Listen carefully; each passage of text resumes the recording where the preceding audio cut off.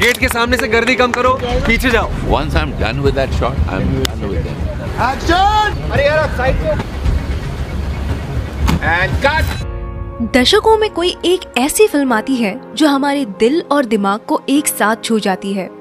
2009 में आई थी आमिर खान की फिल्म 3 इडियट्स और अब 2023 में विक्रांत मसे की 12th फेल। इन दोनों फिल्मों में एक चीज कॉमन है और वो है brilliant man Vidhu Vinod Chopra. 12th fail movie को उन्होंने इतनी ऑथेंटिसिटी के साथ बनाया है कि इसे देखने के बाद हर कोई अपने आप से रिलेट कर पा रहा है। तो चलिए देखते हैं इस must watch movie 12th fail के कुछ बिहाइंड द सीन्स और जानते हैं कि आखिर कौन कौन से लोकेशंस पर इस मूवी को शूट किया गया है। साथ ही जानेंगे कि इस फिल्म की ऑथेंटिसिटी को मेंटेन करने के लिए मेकर्स को क्या क्या करना पड़ा। तो स्वागत है आपका आपके अपने चैनल अनिकेत निगम क्रिएशंस पर। जैसा कि हम सब जानते हैं कि 12th फेल एक रियल लाइफ स्टोरी है जो कि बेस्ड है मनोज कुमार शर्मा पर, जिन्होंने अत्यधिक गरीब परिस्थितियों के बावजूद one of the most difficult exam crack किया और IPS ऑफिसर बने। इस मूवी की स्टोरी राइटर्स ने अनुराग पाठक जी की लिखी हुई बुक 12th फेल से ली है। Transformation of Vikrant into Manoj. Vikrant मसे ने जिस परफेक्शन के साथ मनोज कुमार शर्मा के इस कैरेक्टर को प्ले किया है वो शायद ही कोई और कर पाता। उस रोल के लिए उन्हें काफी मेहनत करनी पड़ी। एक्चुअल शूट शुरू होने से पहले ही डायरेक्टर विधु चोपड़ा विक्रांत मसे और मूवी के कुछ क्रू मेंबर्स के साथ इस गांव में आए थे। ये मध्य प्रदेश का रेहा विलेज है जो कि चंबल एरिया के पास है और यहीं पर इस मूवी के सारे गांव वाले सीन्स शूट हुए थे। मनोज का ये गांव वाला लुक जो हमें इतना परफेक्ट दिखता है, आपको ये जानकर हैरानी होगी कि इसके लिए विक्रांत ने किसी भी तरह का मेकअप नहीं किया था। वो हर रोज घंटों सिर्फ बनियान पहनकर धूप में बैठा करते थे और इसी तरीके से उन्होंने नेचुरली खुद को टैन कर लिया था just to achieve that perfect look. अरे क्या बात है? Morning sir.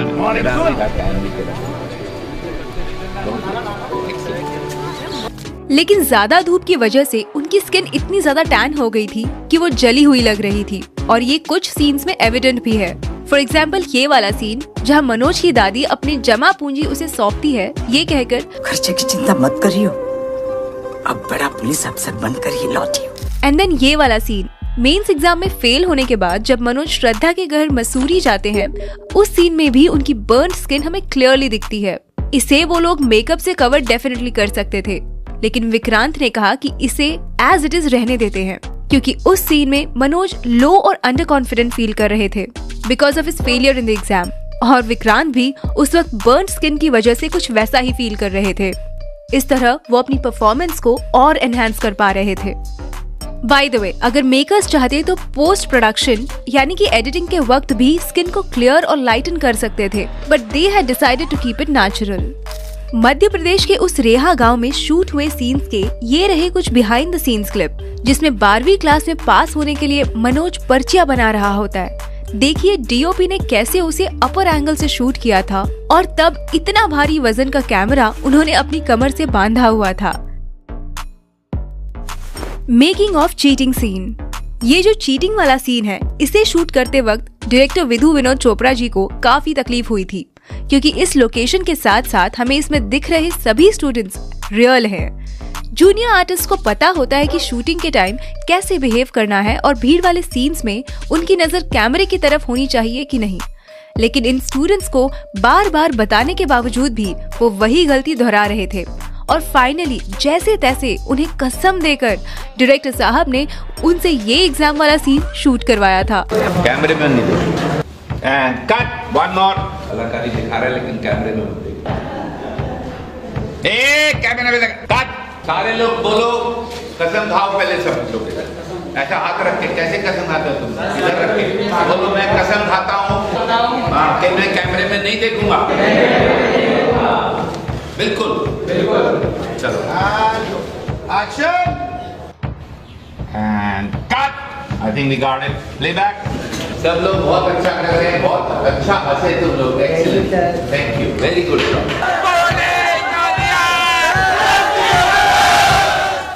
Mastering a jugaad driving. Total इसमें 4 और रिवर्स। ये जो सवारी थी उसे गांव वाले लोग जुगाड़ कहते हैं, क्योंकि इसे किसी कंपनी में नहीं बल्कि गांव के किसी बुद्धिमान आदमी ने लिमिटेड रिसोर्सेज से जुगाड़ करके बनाया होता है। इन जुगाड़ू चीजों को चलाना भी उतना ही मुश्किल होता है जितना इसका इनोवेशन। घर के खर्चे निकालने के लिए मनोज और उसका भाई इस जुगाड़ को चलाते हैं। इन कुछ सीन्स के लिए मनोज के भाई का रोल प्ले कर रहे एक्टर राहुल कुमार ने स्पेसिफिकली ये जुगाड़ चलाना सीखा था और तब जाके इसके कुछ सीन्स उसी एमपी के गांव रेहा में शूट किए थे। पहले दिन तो मुझे बहुत तंग किया इस अफलातून ने, लेकिन हाँ धीरे धीरे पकड़ में आई। Making a setup at Mukherjee Nagar. जब मनोज अपने नए नवेले दोस्त पांडे के साथ आईपीएस बनने दिल्ली आता है, तब वो वहाँ लगे हुए सब कोचिंग के एडवर्टाइजमेंट्स वाले ढेर सारे बैनर्स और पोस्टर्स देखता है। उसी के साथ वो मुखर्जी नगर की भीड़ भी देखता है और अपने दोस्त से कहता है, इतने सारे स्टूडेंट है भैया, कैसे हो पाएगा? वेल, ये सब जो बैनर्स वहाँ लगे हुए हैं वो मूवी के प्रोडक्शन डिजाइनर टीम की ही बनाई हुई है। इस सीन को दिल्ली के मुखर्जी नगर में ही शूट किया गया था, जिसे यूपीएससी एस्पिरेंट्स का हब भी कहा जाता है।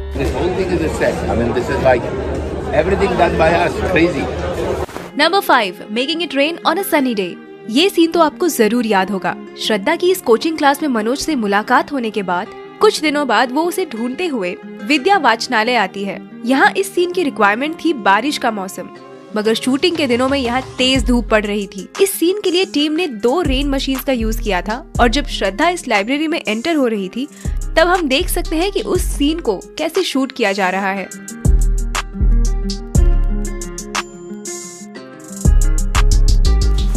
Number 6, Medha sang a song in reality। इस ट्रूथ एंड डेयर सीन में जब श्रद्धा पर गाना गाने का डेयर आता है, आपको ये जानकर हैरानी होगी कि ये आवाज न श्रेया घोषाल की है न किसी और प्लेबैक सिंगर की, बल्कि इसे खुद मल्टी टैलेंटेड एक्ट्रेस मेधा शंकर ने ही गाया है, और वो भी ऑन लाइव लोकेशन। इससे हम समझ सकते हैं कि ये मूवी कितनी ऑथेंटिसिटी के साथ बनाई गई है। जब कास्ट एंड क्रू में से कोई अच्छा काम करता था तो डायरेक्टर विधु उसे 20 रुपए एज अ रिवॉर्ड देते थे, as a mark of good job that somebody had done. जब इस पर्टिकुलर सीन का शूट खत्म हुआ तो विधु जी ने मेधा को 100 रुपए दिए थे, which was 5 times of his regular reward. Indeed, it was worth it. क्योंकि सच में यहाँ पे मेधा जी की परफॉर्मेंस हार्ट स्टीलिंग थी। 100 rupees. When I give 100 rupees, you know how nice it is. ये सीन दिल्ली के दिल्ली हाट इस रियल लोकेशन पर शूट हुआ था। इस सीन को अगर आपने गौर से देखा हो तो आपको रियल कपल मनोज कुमार शर्मा और श्रद्धा जोशी भी यहाँ पीछे बैठे हुए दिखाई देंगे। इन दोनों को बैकग्राउंड में आउट ऑफ फोकस ही क्यों ना हो, लेकिन इस मूवी का हिस्सा बनाना था और ये आइडिया डायरेक्टर विधु जी का ही था। इस सॉन्ग को फिर बाद में मेधा जी की आवाज में एज अ फिल्म वर्जन भी रिकॉर्ड किया गया था। Number 7, रजनी's transformation.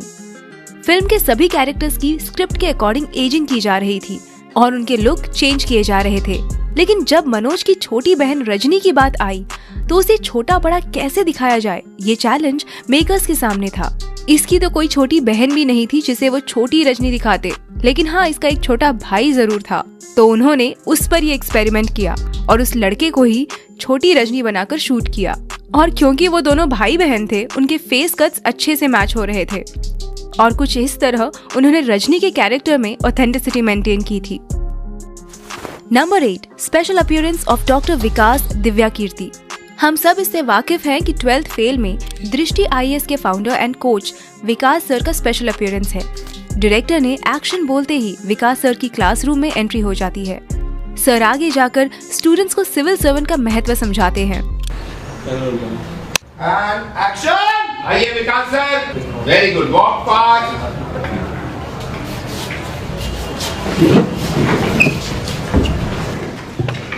बैठिए। आईएएस बनना बड़ी बात नहीं है। बड़ी बात यह है कि जिस कुर्सी पर आप बैठेंगे ना, उससे आपकी इज्जत ना हो, बल्कि आपसे उस कुर्सी की इज्जत बढ़े। और फिर एक दिन आएगा जब आप मुझसे मिलने आएंगे, आप नहीं मैं खड़ा हूंगा। जब ये शॉट फाइनलाइज हुआ तो डायरेक्टर विधु जी ने विकास सर को गले लगाया और उन्होंने इसके बारे में क्या कहा, सुनिए। I've been making movies for 50 years now, but this is one of the best crowd scenes I've handled. I am so worried about the looks. and none of you look at the camera. So hats off to you.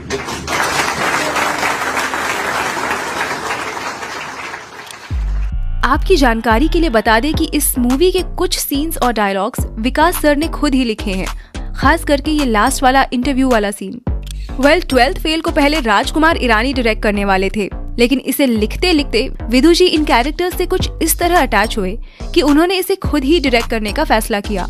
Usually Vidhu Vinod Chopra अपने friends राजकुमार ईरानी और अभिजात जोशी के साथ collaborate करके लिखते हैं, लेकिन उस टाइम पीरियड में वो दोनों डंकी पर काम करने में बिजी थे। काश राजकुमार ईरानी डंकी की बजाय 12th फेल को डायरेक्ट करते। उनकी डंकी ने तोड़ी हुई ब्लॉकबस्टर की स्ट्रीक टूटने से तो बच जाती। Shooting at UPSC headquarter. Climax में जब यूपीएससी के प्रीलिम्स और मेंस को क्वालिफाई करने के बाद मनोज को जो इंटरव्यू कॉल आता है, तब मनोज के साथ श्रद्धा उसे यूपीएससी हाउस तक छोड़ने आती है। यहाँ गेट के बाहर जितने भी सीन्स हैं, इन्हें रियल लोकेशन दिल्ली के धौलपुर हाउस पर ही शूट किया गया है। ये वही जगह है जहाँ पर यूपीएससी के इंटरव्यूज लिए जाते हैं और यहाँ पर मूवी को शूट करने के लिए मेकर्स को स्पेशल परमिशन लेनी पड़ी थी। लेकिन उसके बाद के जितने भी अंदर वाले सीन्स हैं, उन्हें वहाँ शूट के लिए परमिशन नहीं मिली और इसी के कारण उन्होंने ये सारे सीन्स इसी हाउस के रेप्लिका में शूट किए थे। ये एग्जैक्ट रेप्लिका न्यू दिल्ली में रिकंस्ट्रक्ट किया गया था। Making of the song restart. Bollywood में जो पहले कभी ना बना हो, कुछ ऐसा एंथम सॉन्ग डायरेक्टर विधु जी को इस 12th फेल मूवी के लिए बनाना था। जैसे कि कोई कमरे में गा रहा हो, थोड़ा सुरीला और थोड़ा बेसुरा, थोड़ा आगे थोड़ा पीछे। तो शांतनु मोइत्रा ने इस रीस्टार्ट सॉन्ग को कंपोज किया था और देखिए इसे कैसे रिकॉर्ड किया जा रहा है। विधु जी ने इसे उनके असिस्टेंट डायरेक्टर से रिकॉर्ड करवाया था, क्योंकि उनका कहना था कि ये लोगों का गाना है, तो लोगों को ही गाना है। Detailing in the shots. 12th fail को कम्प्लीटली ऑथेंटिक बनाती है इस पर की गई डिटेलिंग। तो चलिए बात करते हैं इस मूवी के कुछ डिटेल्ड सीन्स की। सबसे बेस्ट चीज ये थी कि मनोज कुमार शर्मा और श्रद्धा जोशी, इन दोनों के भी रियल लाइफ के नेम्स मूवी में भी एज इट इज रखे गए थे। मनोज गरीब घर से बिलोंग करता है, तो उसके सभी सॉन्ग्स हमें क्लासिकल बैकग्राउंड म्यूजिक के ही सुनने को मिलते हैं।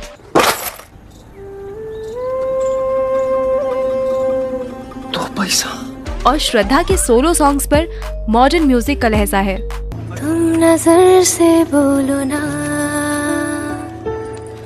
लेकिन जब वो दोनों साथ में आ जाते हैं, तब इन दोनों क्लासिकल और मॉडर्न म्यूजिक को ब्यूटीफुली कंबाइन करके प्रेजेंट किया गया है। अब जाओ, पलट दो दुनिया। Will you marry me, Manoj? Shraddha deputy collector बनने के बाद जब मनोज के इंटरव्यू के दिन दिल्ली आती है, जिस व्हाइट एम्बेसडर कार में वो दोनों यूपीएससी के लिए ट्रैवल करते हैं, उस कार के नंबर प्लेट की शुरुआत यूए यानी कि तब के उत्तरांचल और आज के उत्तराखंड को रिप्रेजेंट करती है। 12th फेल के ऑलमोस्ट सभी सीन्स रियल लोकेशन पर ही शूट हुए हैं। हालांकि गांव वाले सभी सीन्स को डायरेक्टर और team easily Mumbai film city में शूट कर सकते थे, but they decided to shoot it in the real village of Reha, just to be a lot more authentic. ये पहली ऐसी फिल्म है जो रियल मुखर्जी नगर और राजेंद्र नगर में शूट हुई है, और वो भी रियल यूपीएससी स्टूडेंट्स के बीच। मुखर्जी नगर में हर हिंदी मीडियम का वो बच्चा था जो अपने गांव में ये बोल के आया था कि मुझे कुछ करके दिखाना है, उसमें भी एक। इस मूवी का हर एक सीन डिटेल है, जिन्हें डायरेक्टर और उनकी टीम ने काफी मेहनत और ध्यान से बनाया है। हार नहीं मानूंगा 12th fail restart based on A true story inspired by million true stories. इसका माने क्या है? हजारों कहानियों से प्रेरित है, तो हजारों कहानियां किनकी कहानियां हैं? वो आपकी कहानी है। और वो पोस्टर में आप ढूंढते रहिएगा कि हीरो कहाँ है, वो आपको नजर नहीं आएगा। एक्चुअली इसमें अगर हम स्पॉट पे हीरो कॉन्टेस्ट करें तो बहुत इंटरेस्टिंग होगा, आपको पता ही नहीं लगेगा कि है कहाँ। यही मैं कहना चाह रहा हूँ। इसमें तो एरो लगाया है हमने आपके लिए कि आप ढूंढ लें कि हीरो कहाँ है। ये होते हैं रियल हीरो। हजारों में से एक मनोज, जैसे हजारों लोगों लाखों लोगों में आप एक है। कई लोगों ने कहा कि उनका हीरो जो गौरी भैया है, कोई कहता पांडे है, कोई कहता मनोज है, कई कहते श्रद्धा है। तो जब आप ये फिल्म देखें तो हमको जरूर बताइएगा कि आपकी नजरों में इस फिल्म का सही हीरो कौन। मैं भी हो सकता हूँ, अगर आपको लगता है मैं हूँ तो वो भी बता दीजिए। 12th फेल 27 अक्टूबर 2023 को थिएटर्स में रिलीज हुई थी। रिलीज पर क्रिटिक्स ने तो इसे अच्छा रिस्पांस दिया ही था, लेकिन पब्लिक ने भी इसके तारीफों के पुल बांध दिए थे। यही नहीं, बल्कि कमल हासन सर ने भी 12th फेल देखने के बाद तारीफ भी की थी। नमस्ते, I am talking from the NFDC theatre in Chennai, where I saw 12th Fail by Mr. Vidhu Vinod Chopra. He's a friend of mine. These are occasions when you feel proud to say that you're somebody's friend. It's not an ambitious film, but it's a film about ambition. And to craft such a film and make it work, that is ambitious. And he has embarked upon it. I'm very happy I saw the film. Most of them who saw the film I spoke to had only one thing to say. Long time since we saw a good film like this. I would like to second that motion. Thank you, Vinod Chopra, for making a film like this. It brings back hope in filmmakers like me to confidently go ahead and do what you love most. Restart. अगर आप भी 12th fail देख चुके हैं तो कैसी लगी आपको विक्रांत, मेधा और बाकी एक्टर्स की परफॉर्मेंस? हमें कमेंट करके जरूर बताएं। क्या रहा तेरे रिजल्ट का? IPS। इस वीडियो को आखिर तक देखने के लिए आपका तहे दिल से शुक्रिया।